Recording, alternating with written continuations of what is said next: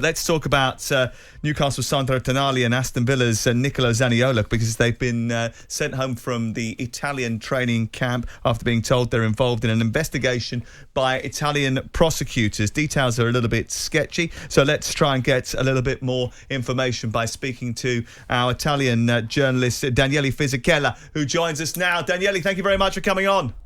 Hi, Sam, Alex and Martin. Good morning. Thank you very much for joining us. As I said before, details are a little bit sketchy here, but Tonali and Zaniolo will take no further part in this international window. Do we know why they've been sent back to their clubs? Because the statement says for their own protection.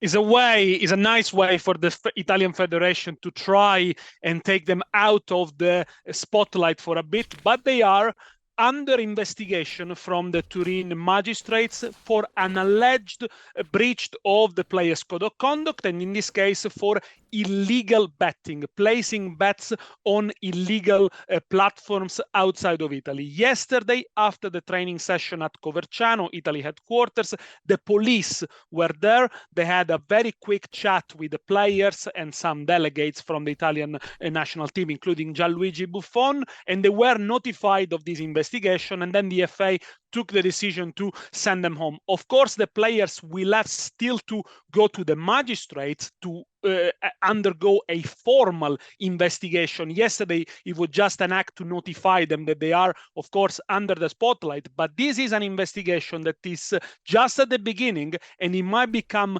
really big. And probably it's not just Tonali, Zaniolo, and the Juventus player Nicolo Fagioli that are going to be involved in it. So what's the timeline here? Because if Zaniolo and Tonali have been sent back to their clubs, but yet they've still got to visit the magistrate, are they going to be able to come back in time to play the next round of Premier League games? And how could this play out? What are the possible sanctions that they could face going forward? In terms of sanctions, the Italian sporting system justice has got a sanction of up to 3 years ban, but it could only be also just a fine up to 25,000 euros. So the details still are not clear. We know, for example, that the player of Juventus who's under investigation, Fagioli, who, by the way, went himself voluntarily to speak to a magistrate back in September, is currently suspended. At the moment, of course, Zaniolo and Tonali will be back with their Premier League clubs, but it might take a little bit of time until there is any action around them. This is just the preliminary stage of the investigation.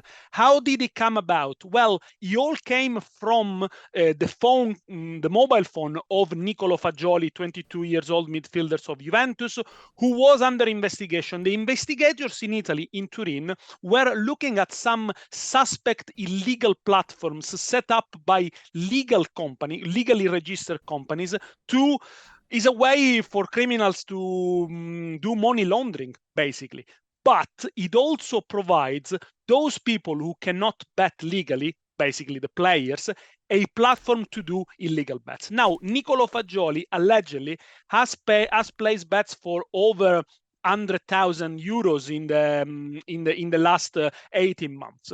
He went to the magistrate, spoke to them, so he tried to cooperate, of course, but they got his phone, and in his phone there were a lot of chats between him and Zaniolo and Tonali and possibly other players where bets are named, where illegal platforms are named, and it seems that especially Nicolo Zaniolo the position is particularly risky because it seems that he has put bets on the games of Roma when he was playing for Roma, and when he was on the bench for them, even during games. So this it is something that the magistrates are looking at. And very quickly, Daniele, if they are banned, the chances are it's going to be a much longer ban than, say, Ivan Toney. We know that he was suspended for 8 months. Am I right in thinking that in Italy the ban could be as much as 3 years worldwide? That's correct.